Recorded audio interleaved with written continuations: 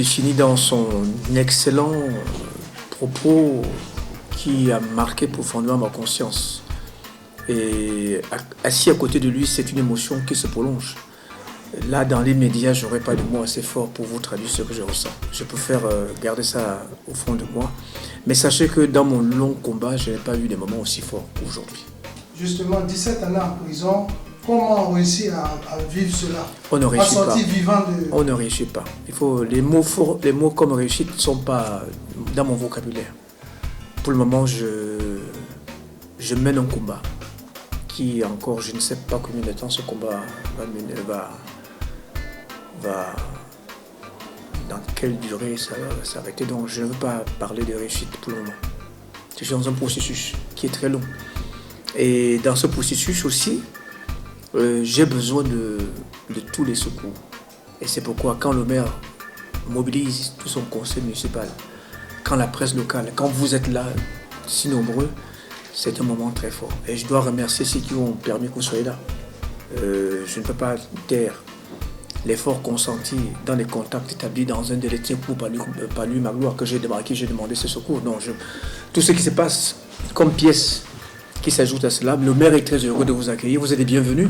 Moi, aujourd'hui, je veux d'abord vous parler de vous souhaiter la bienvenue en Bretagne. Et que vous partiez, que vous annonciez que la Bretagne est accueillante, hospitalière, et qu'il y a des êtres humains ici. C'est ce message de positif que je veux passer. Moi, je suis très positif. Aujourd'hui, j'étais un peu trop ému, c'est vrai, mais je reste positif et je veux construire quelque chose de durable. Ça prend du temps. Est-ce que vous gardez des séquelles de cette année de détention? Les séquelles, justement, la question qui m'a été posée quand j'étais à l'hôpital militaire à ma sortie, les séquelles sont éternelles, ineffaçables. Il ne faut pas lutter contre cette nature. Les stigmates de la souffrance demeurent.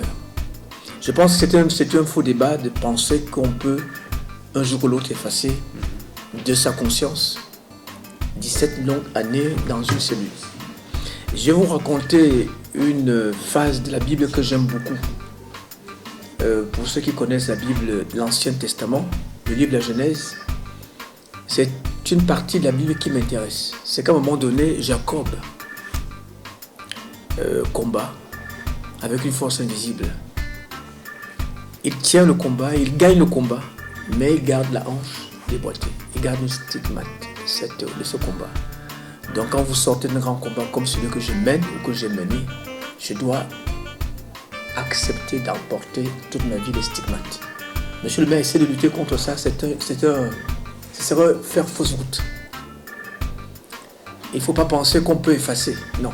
Il faut les porter et les porter dans un contexte positif, pas négatif. Si vous permettez, si vous pouvez garder cette partie. Le premier effort à faire, c'est sur soi-même. Pas de haine, pas de rancœur, pas de haine, pas de revanche. Porter en conscience ce qu'on a pour faire avancer les causes objectives de l'humanité. C'est très important. Et quand une cause avance, quand on arrive à libérer quelqu'un, les stigmates sont moins lourdes à porter. Transformer la souffrance en acte positif. Dans notre histoire humaine, il y a des hommes qui ont fait des combats plus forts que le mien. Nous devons ne pas inventer un processus nouveau. Nous devons imiter ce qu'ils ont fait.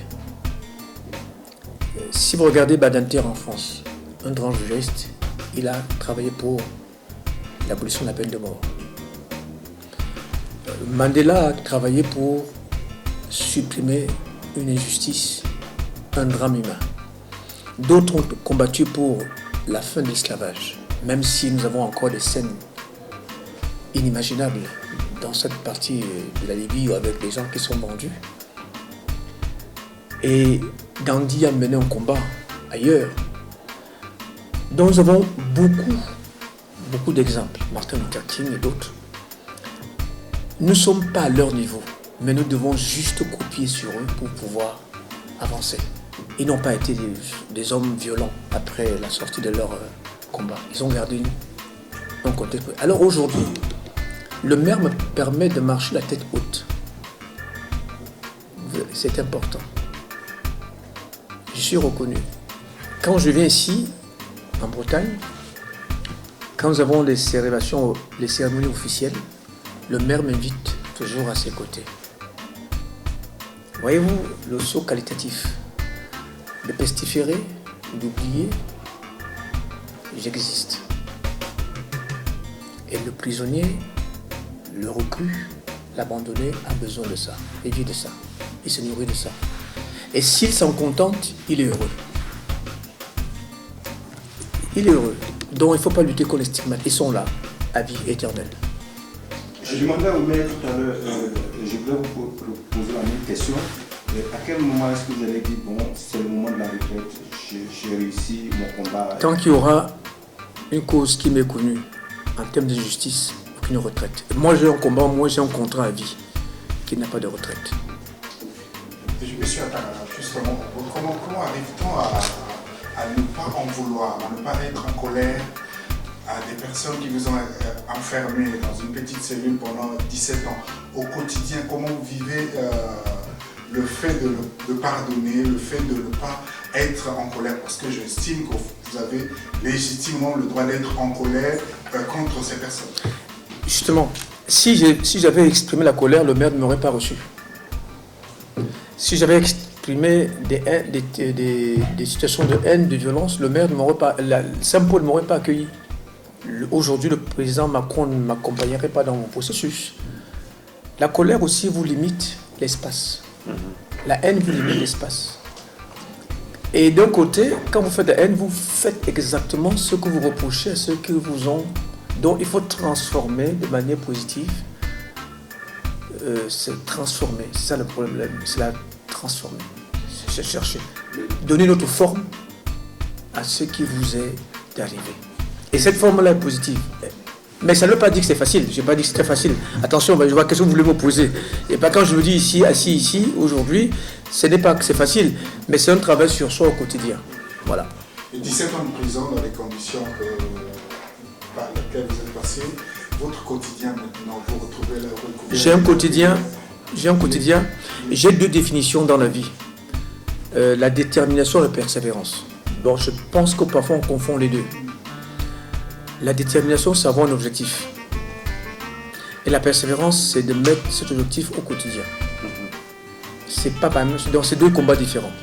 Être déterminé, être persévérant. C'est ce combat au quotidien que je mène.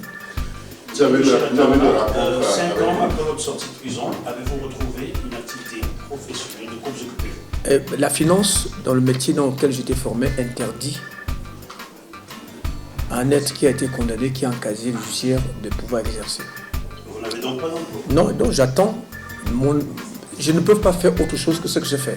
Je veux pouvoir exercer dans mon métier. Comment vivez-vous, sachant que vos comptes sont bloqués? Et regardez vous-même dans l'actualité, je crois, demandez-lui ma gloire. J'ai des plaintes d'endettement. Les gens qui m'ont avancé des fonds pour faire avancer mon dossier pensent que j'ai été déjà indemnisé et que je ne veux pas régler leurs charges. Et il y a des plaintes qui sont là aujourd'hui.